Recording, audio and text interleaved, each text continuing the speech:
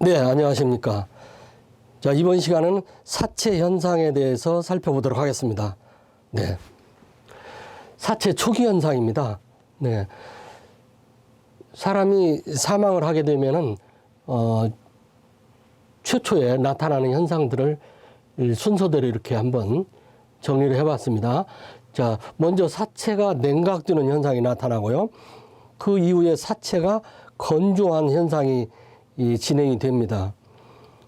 이어서 각막이 혼탁한 현상, 이어서 사체 얼룩이 생기고 이제 끝에 가서는 사체 굳음 현상으로 이어지겠습니다. 네. 자, 그럼 사체 초기 현상에 먼저 체온이 하강하는 체온 하강 속도에 대해서 한번 살펴보면요. 사후 10시간 이내에는 시간당 1도씩 하강을 한다고 합니다. 네. 자, 사후 10시간 이후가 되면은 시간당 0.5에서 0.25도 정도씩 조금씩 낮은 속도로 이제 그 온도가 하강을 하기 시작을 합니다. 그래서 주위의 대기 온도와 같아지거나 수분이 증발하면서 주위의 기온보다 더 낮아지는 그런 현상이 나타나는 거죠. 그래서 체온은 항문 후 검은기를 삽입하여 곧장자 온도를 측정하는 것이 가장 정확하다고 합니다. 자, 이때 사후 16에서 17시간 이내에 측정하여야 합니다. 네. 다음은 체온 하강은 환경이나 개인차 등에 의해 다른데 어린이나 노인은 청장년보다 또는 남자가 여자보다 또 마른 사람이 비만인 사람보다 체온 냉각이 속도가 빨리 진행이 된다고 합니다. 자, 그러면 체온 냉각 속도를 이렇게 그림으로 한번 살펴보면 어린이나 노인보다 청장년이 빨리 냉각이 되고 남자가 여자보다 또 마른 사람이 비만인 사람보다 냉각 속도가 더 빠르다는 거죠. 네. 다음은 체온 하강은 습도가 낮을수록 또 통풍이 좋을수록 수분이 빨리 증발되므로 하강 속도가 빠르게 진행이 됩니다. 자, 그래서 사망 초기에 가장 정확히 사후 시간을 측정할 수 있는 방법이 되는 거죠. 네. 야, 사체 건조 현상을 살펴보면은 사람이 사망하면 피부에 수분 보급이 정지되기 때문에 피부가 건조하게 되는 현상을 사체 건조라고 말합니다. 특히 입술이라든가 항문 등 외부에 노출된 부분은 피혁상화, 즉 피부가 건조해지는 현상이 진행이 됩니다. 네. 자, 사체의 초기 현상에 각막 혼탁이 있는데요. 각막 혼탁은 사후 12시간 전후에 어떤 현상이 나타나냐면 안개가 낀 것처럼 이제 각막이 흐려지는 그런 현상이 나타나고요. 사후 약 24시간이 지나게 되면 현저히 각막이 흐려지고 동공도 흐려집니다. 그래서 사후 약 48시간이 지나게 되면 동공이 알아볼 수 없을 정도로 불투명하게 되는 현상으로 진행이 됩니다. 네. 다음은 초기 현상 사체 얼룩에 대해서 말씀드리겠습니다. 사체 얼룩이라는 개념적으로 정리를 해보면 사체 얼룩은 사람이 사망을 하면 적혈구의 자체 중량에 의해서 혈액 침하 현상으로 시체 하부 피부가 암적갈색으로 변화하는데 이러한 현상을 사체 얼룩이라고 합니다. 사람이 사망을 하게 되면 등 쪽에 막 이렇게 얼룩이 지죠. 이런 현상을 사체 얼룩. 예. 자, 사체 얼룩 발생 상태를 보면 주위 온도가 높을수록 사체 얼룩은 빠르게 나타나고요. 사망 후 누운 자세로 있었다면 가장 아랫부분인 등 부위 그리고 목과 다리의 뒷부분에 빨갛거나 파란 색깔 변화를 일으킵니다. 또 사체가 딱딱한 것 위에 있었다면은 그 맞닿은 부분은 압력에 의해 혈관 관계가 막혀서 창백하게 남게 되며 엉덩이와 어깨, 날개 부분에서 이제 그런 그 현상을 발견할 수가 있는 거죠. 예. 자, 발생 상태에서 사체가 사망 당시 의자에 앉아 있었다면은 사체 얼룩은 팔과 다리 아랫부분 또 손, 턱 아랫부분으로 주로 이제 형성이 되는 거죠. 그거는 이제 피는 액체이기 때문에 만유인류 법칙에 따라서 지구 쪽으로, 즉 아래쪽으로 이렇게 침이 피가 이렇게 내려가기 때문에 그 얼룩도 그 아래쪽에 형성이 되는 것으로 이렇게 이해하시면 되겠습니다.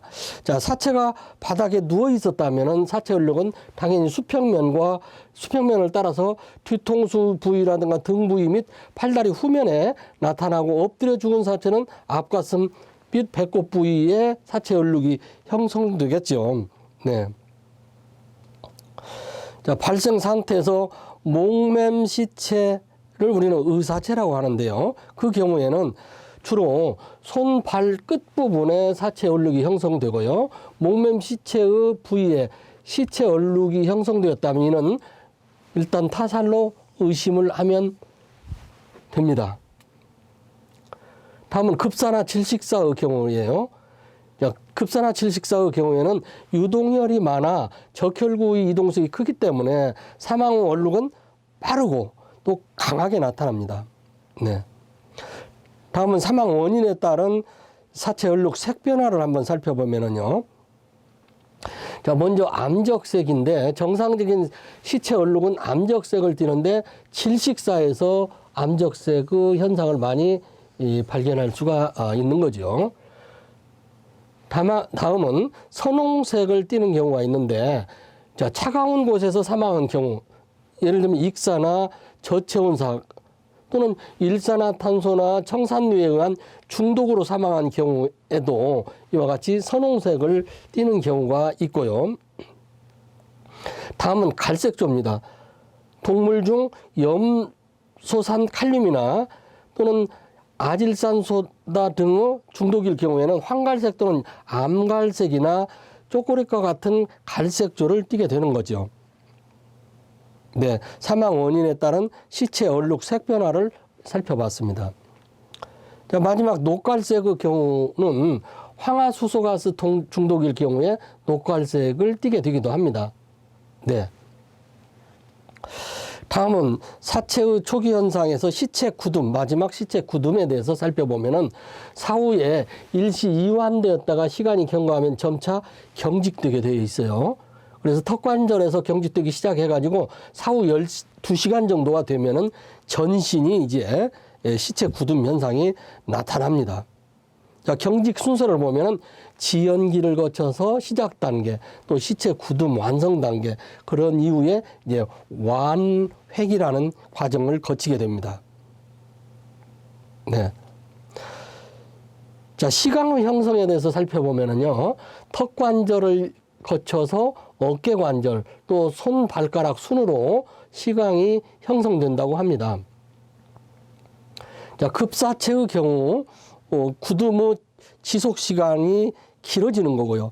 자, 근육이 발달할수록 시체 굳음이 강하고, 그러니까 운동선수들이라든가 이렇게 근육이 발달되어 있는 경우는 시체 굳음 현상이 강하고, 노인이나 소아, 쇠약자는 약하게 나타나고 속히 또 풀어지는 와해되는 현상을 볼 수가 있는 거죠.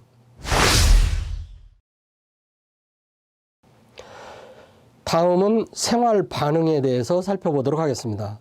생활 반응이라는 의미는 생전에 신체의 내부 또는 외부로부터 가해진 자극에 대해서 생체로서 반응하여 생긴 현상을 말합니다. 생체로서 반응하여 생긴 현상이 생활 반응이에요. 자, 생활 반응의 특징은 사망 후에도 사망 전에 가해진 외인은 소실되지 않고 반드시 남아있는 거고요. 사후에 가해진 외인자에 대해서는 그 반응이 나타나지 않는 겁니다. 네. 다음은 생활 반응의 특징을 보면은요.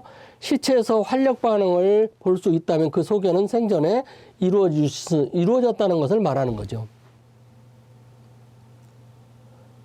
시체에서 활력 반응이 발견된다면 그거는 생전에 이루어졌다 이렇게 이해를 하시면 되겠어요. 자, 그러면 생활 반응의 예로서 출혈 또는 굳은 피, 상처 구멍이 벌어짐, 상처 가장자리가 부풀러 오르는 그런 생활 반응이 바로 생활 반응의 예가 되겠습니다.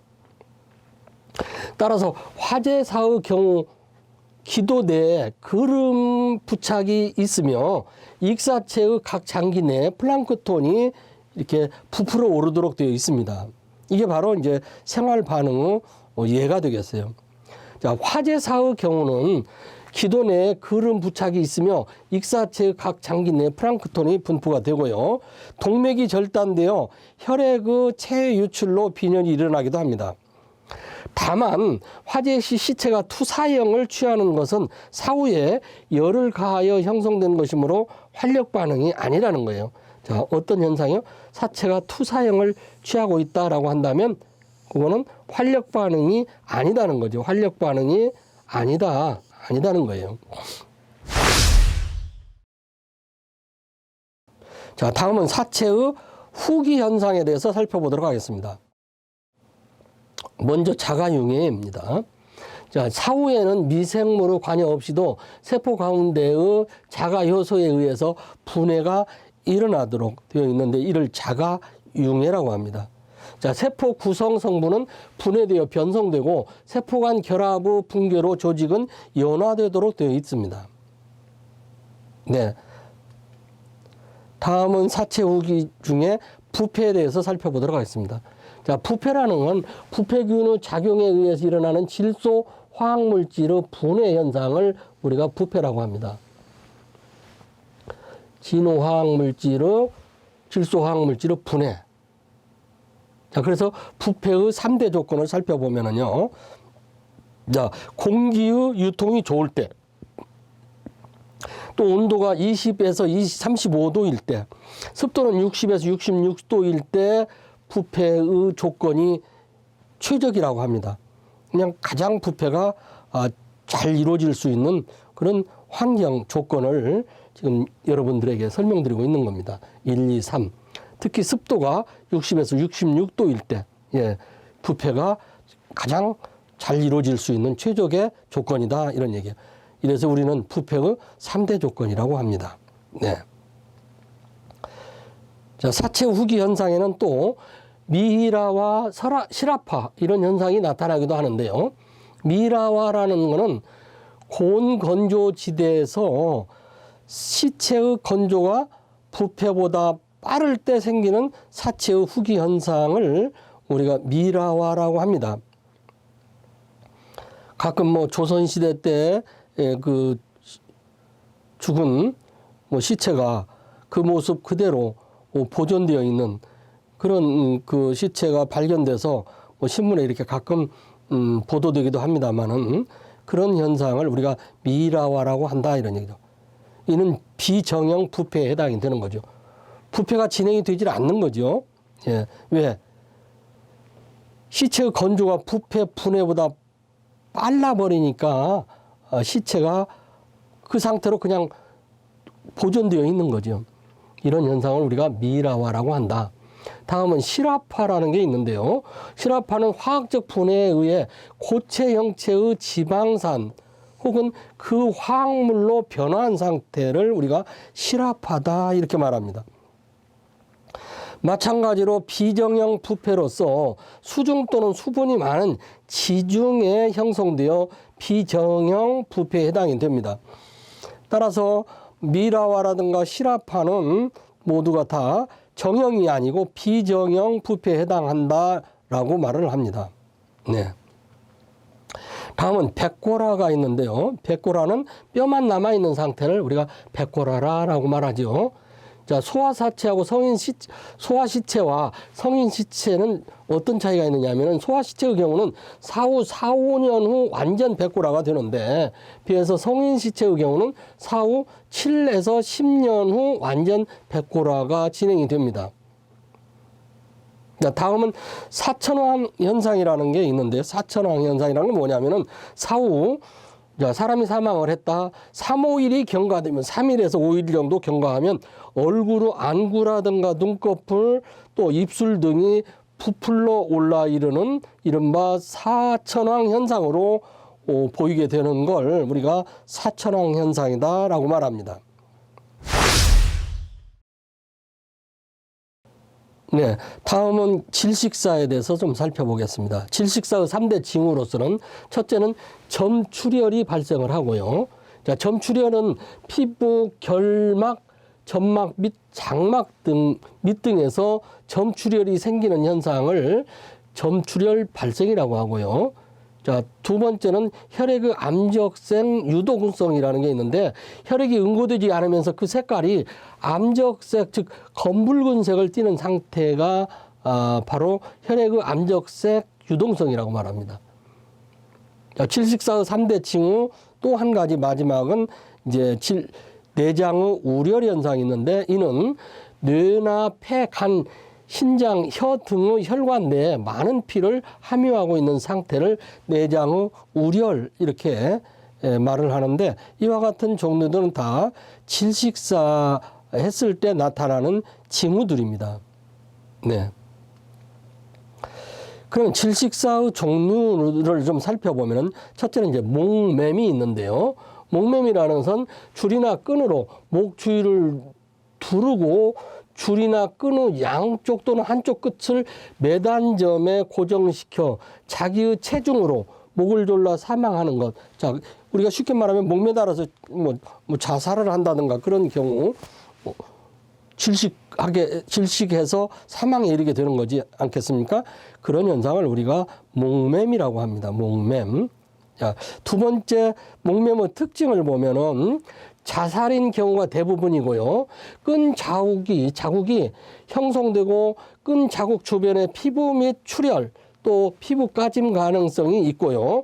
혀가 튀어나오는 경우가 많고 안구도 우열로 인하여 돌출되는 경우가 많습니다.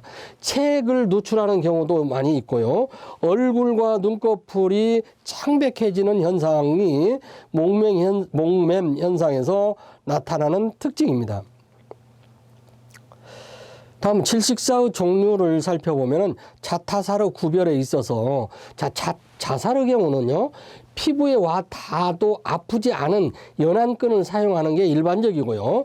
타살의 경우는 끈끈한 것이면 무엇이든지 튼튼한 것이면 무엇이든지 사용하는 게 타살에서 나타나는 현상이라고 볼 수 있겠습니다. 네. 다음은 자살에서는요. 사큰이 끈과 일치됩니다. 목을 맸을 때 자살의 경우는 사큰이 끈과 일치가 되는데 비해서 타살은 사큰이 끈과 일치되지 않고 또 끈과 사큰 사이에 머리카락이나 낙엽, 흙 등의 이물질이 발견되는 경우가 바로 이제 타살에 해당이 되겠습니다.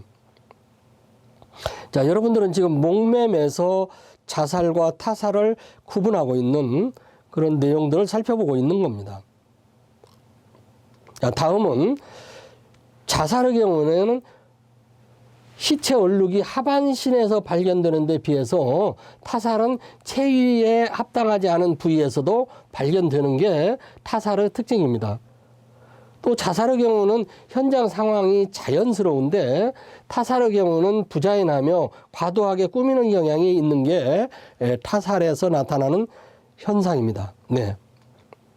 다음은 자살의 경우는 저항은이 없는데 반해서 타살의 경우는 저항은이 있죠. 예. 타인이 나의 목을 눌러서 질식사하려고 하는데 가만히 그냥 반항 없이 그냥 살해를 당하는 경우는 없죠. 반항 흔적이 있는 거죠. 막 긁는다든가 막 밀어붙이고 그런 저항은이 있는 게 타살의 특징이고요. 저항은이 없는 경우는 자살로 보면 됩니다. 네. 다음은 끈졸림사가 있는데요. 끈졸림사라는 것은 목에 감겨진 줄이나 끈에 자신의 체중 이외의 힘에 졸려서 질식 사망하는 거죠. 예. 자, 끈졸림사의 특징으로서는 끈졸림사는 타살이 대부분이고요. 자, 목에 끈 자국이 있으나 목면보다 낮은 지점에 있는 것이고, 혀가 튀어나오거나 체액을 누출하는 것은 목면과 유사하나 끈 자국 주변에 손톱 자국이 있는 경우가 많습니다. 또는 끈 자국 위치는 목면보다 나아서 방패 연골의 높이 또는 그 하방에 형성되는 경우가 바로 끈졸림사의 특징이라고 볼 수 있겠습니다. 네. 자, 끈졸림사의 목맴에서 비교를 해보면 목맴은 사커너 성상이 비스듬히 위쪽을 향해 있는 데 비해서 끈졸림사는 사커너 성상이 수평으로 되어 있는 경우가 많고요.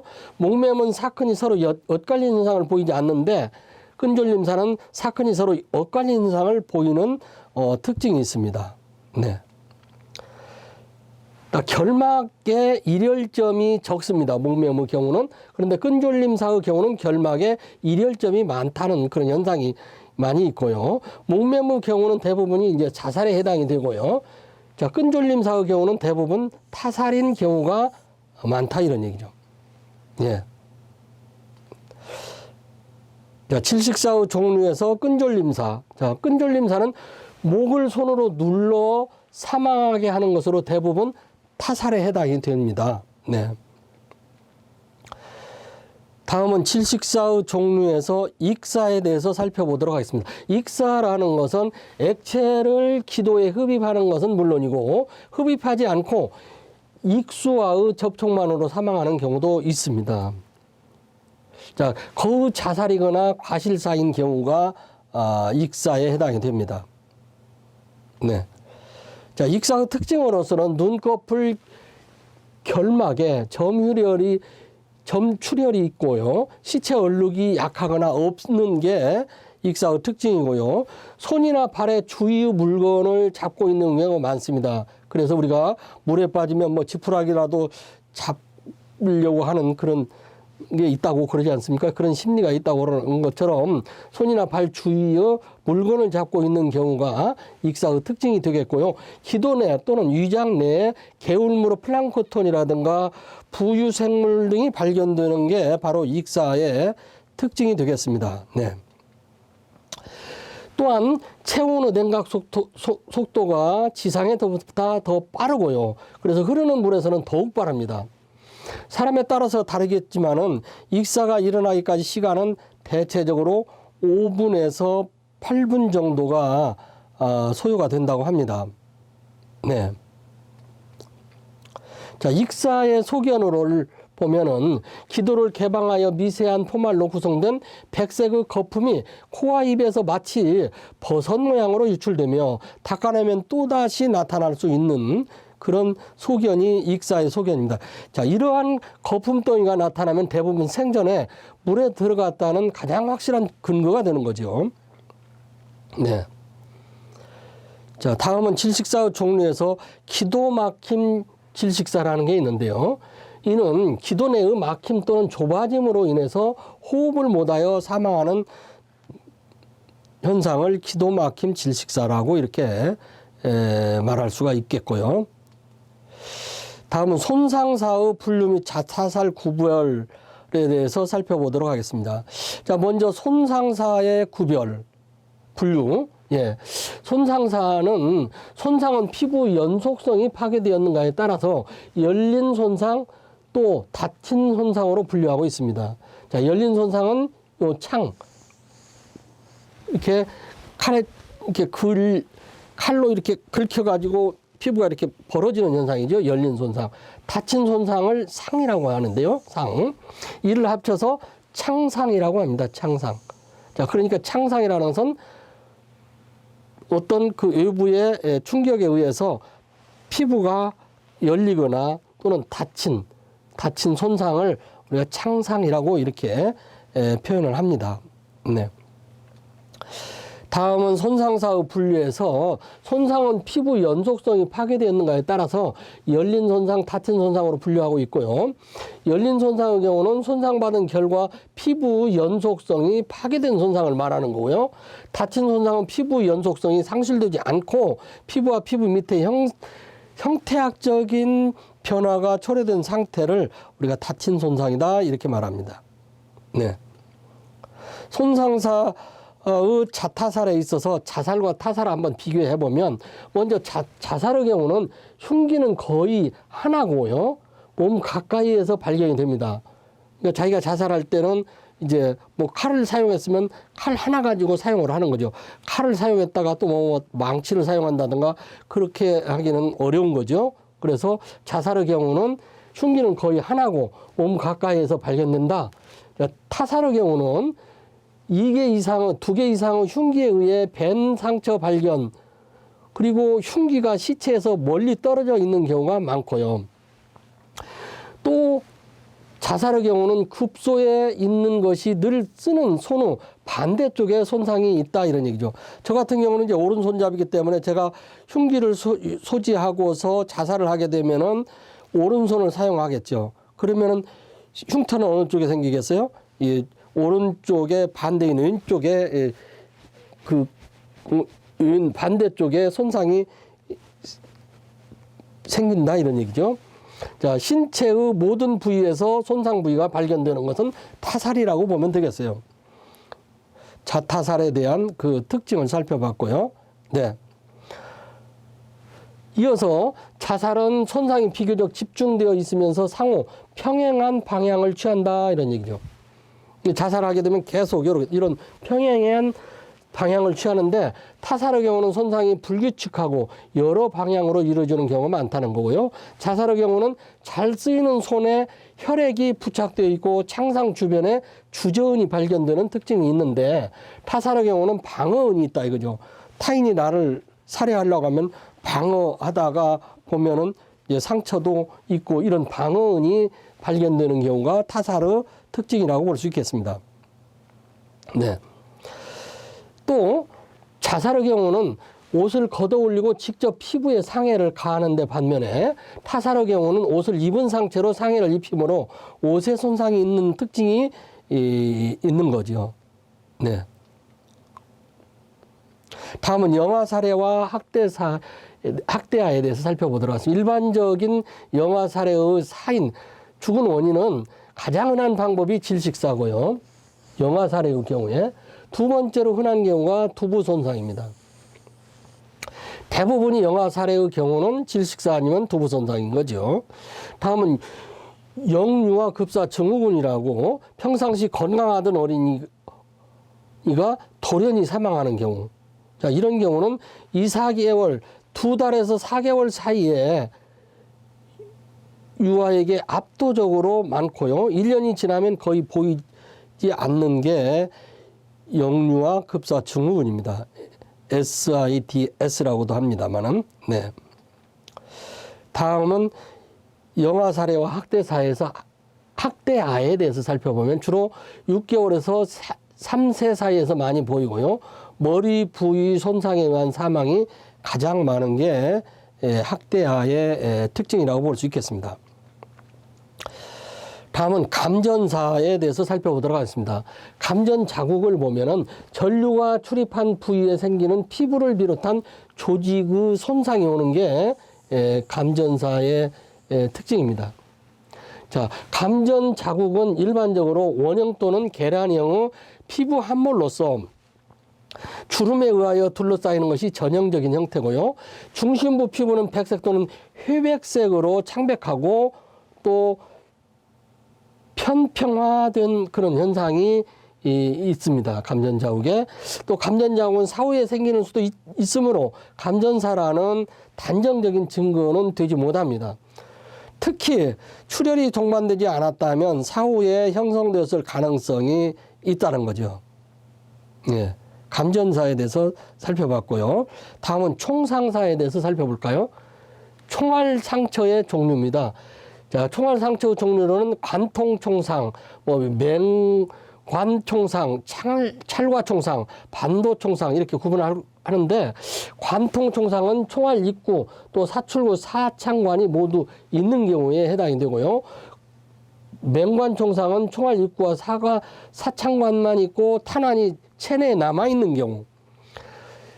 찰과총상은 탄두가 체표만 찰과했을 경우에 우리가 찰과총상이라고 하고요. 반도총상이라는 것은 탄환의 속도가 떨어져 피부를 뚫지 못하고 피부 까짐이나 피부 및 출혈만 형성되었을 경우를 우리는 반도총상이다.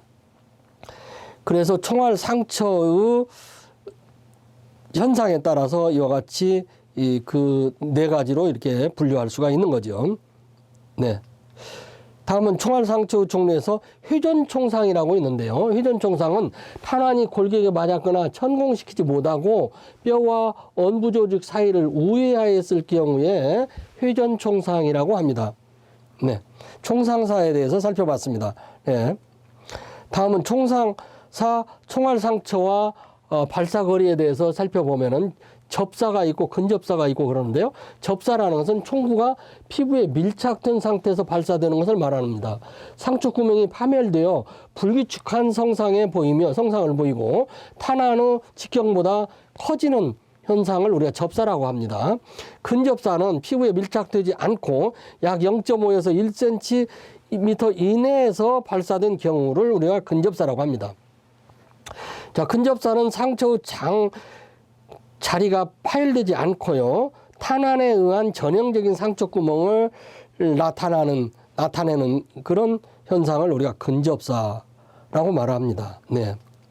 다음은 근사가 있는데요. 근사는 권총은 약 30에서 45cm, 장총의 경우는 1, 2m 이내의 거리에서 발사된 경우를 우리가 근사라고 합니다. 근사는 그을음 부착의 형태는 거리가 멀어질수록 직경은 커지고 밀집도는 감소하기 때문에 거리를 추정하는데 도움을 주는 그런 경우를 우리가 근사라고 합니다. 네. 다음은 원사라고 있는데요. 먼 원자, 먼 데서 이렇게 근사 이상의 거리에서 발사되는 것을 우리가 원사라고 그래요. 폭열 및 탄연에 의한 변화를 보이지 못하며 탄환 자체에 의한 오물고리와 까진 고리만 나타나고 보이는 그런 현상을 원사라고 그래요. 자, 공기총의 경우는 그러면은요. 자, 공기총의 경우는 화약의 폭발력에 의해서 탄환이 발사되는 것이 아니기 때문에 화약가스에 의한 그을음 부착 등을 볼 수 없어요. 그래서 발사거리를 추정할 수 없는 특징을 갖는 게 공기총이라고 볼 수 있겠습니다. 네. 자, 총알 상처에서 자타사를 한번 구별해 보면, 자, 자살의 경우는 피부에 접착시켜서 발사하는 접사가 보통이고요. 자, 타살의 경우는 원사나 피부에 접착되지 않은 가까운 거리에서 발사하는 것이 보통입니다. 자, 자살의 경우는 창상이 대개 급소 부위에 나타나는데 타살의 경우는 창상이 급소에 한하지 않는다 이거죠. 급소에 한하지 않는다. 어디든지 나타날 수가 있다 이런 얘기죠. 그리고 자살의 경우는 총기가 죽은 사람의 손 주변에 손이나 또는 주변에 있는 것이 일반적입니다. 자, 총상사에서 자타사를 구분하는 그런 방법을 좀 살펴봤고요. 다음은 자살의 경우는 사자의 손이나 소매 등에 화약 잔재가 묻어있는 특징이 있고 타살의 경우는 사자 이외의 물체에도 탄흔이 남아있는 특징이 있습니다. 그래서 현장에서 발사물을 수집할 시에는 어떻게 해야 되느냐 하면 많은 인원의 공동 작업을 피하고요.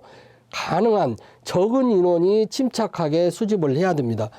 많은 사람들이 가서 막 공동으로 이렇게 작업을 하게 되면 현장이 잘 보존되지 않을 뿐만 아니라 정확한 이 자료 수집이 어렵게 되는 거죠.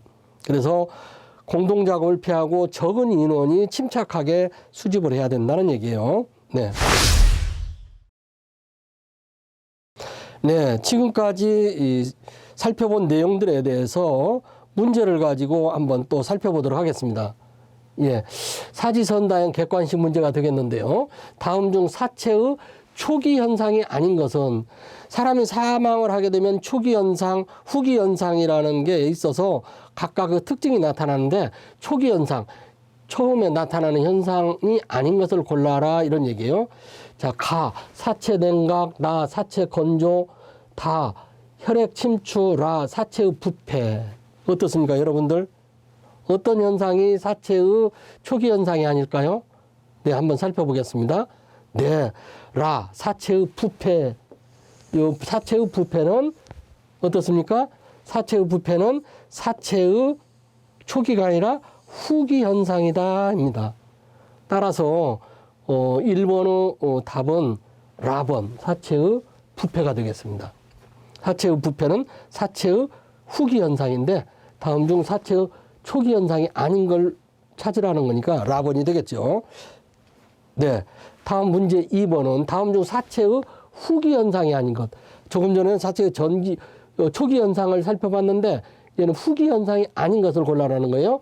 첫째, 가, 사체의 부패, 라, 사체의 미라와, 다, 사체의 건조 현상, 라, 사체의 실압화. 네, 어떤 게 정답일까요? 네, 한번 살펴보죠. 사체의 건조 현상.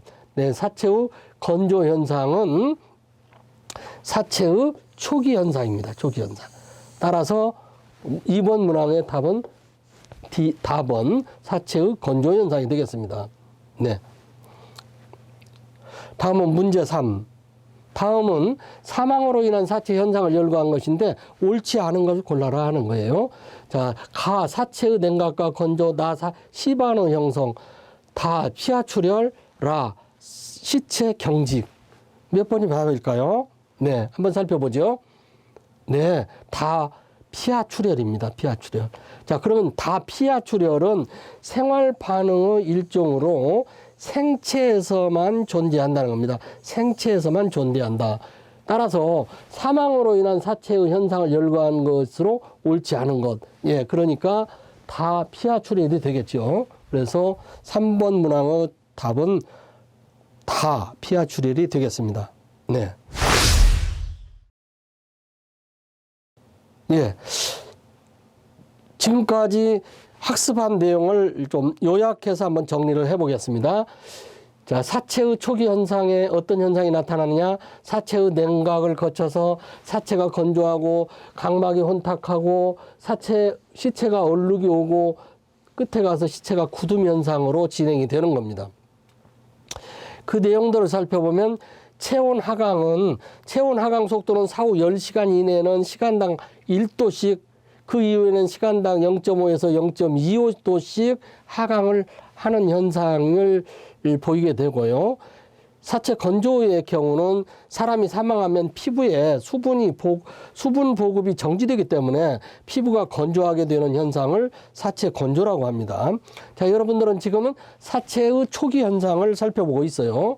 다음은 사체의 초기 현상에 각막 혼탁이 있는데 각막은 사후 12시간 전후가 되면 안개가 낀 것처럼 흐려지기 시작해가지고 24시간이 지나면 현저하게 흐려지고 동공이 흐려지는데 약 48시간이 지나면 알아볼 수 없을 정도로 이렇게 불투명하게 된다고 합니다.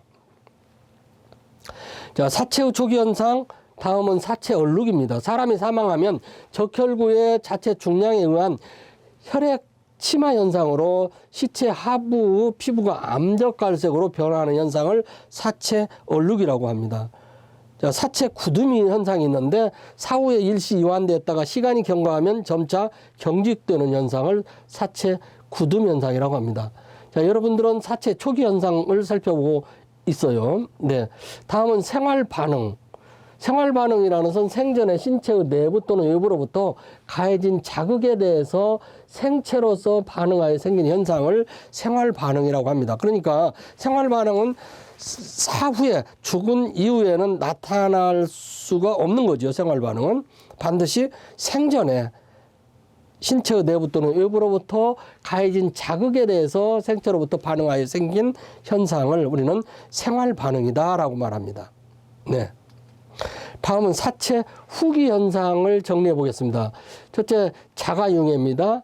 또 사후에는 미생물이 관여 없이도 세포 가운데 자가 요소에 의해 분해가 일어나 세포 구성 성분은 분해되어 변성되고 세포 간 결합 훈계로 조직은 연화되도록 되어 있습니다. 이를 자가융해라고 하고요. 자, 지난 시간 살펴봤던 미라와는 고온건조지대에서 시체의 건조가 부패 분해보다 빠를 때 생기는 시체 후기 현상이라고 말씀드렸어요. 따라서 비정형 부패에 해당이 되는 거죠.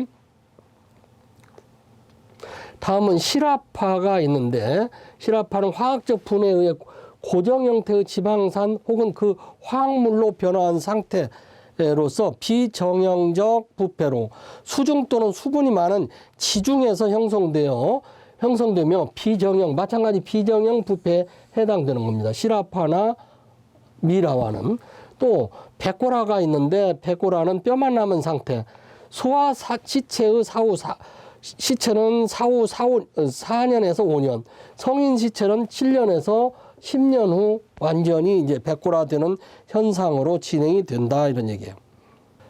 네, 여기까지 사체 전기 현상, 초기 현상, 그리고 후기 현상 등에 대해서 살펴봤습니다. 수고들 하셨습니다. 여기까지 마치겠습니다. 수고하셨습니다.